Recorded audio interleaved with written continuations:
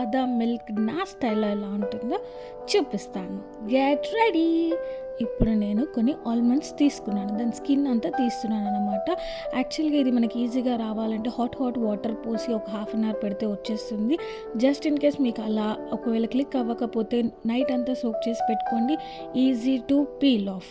And ఇలా అన్ని peel చేసేసి నేను ఒక పక్కన బౌల్లో పెట్టుకున్నాను. దాన్ని తీసి ఒక జార్ కంటైనర్లో పోసి కొద్దిగా ఫైన్ ఆర్గానిక్ మిల్క్ పోసాను అన్నమాట. దాన్ని మిక్స్ చేసుకొని పక్కన పెట్టుకున్నాను. ఆ తర్వాత ఒక బౌల్ తీసుకొని దానిలో కొద్దిగా మిల్క్ పోసి, ఆ తర్వాత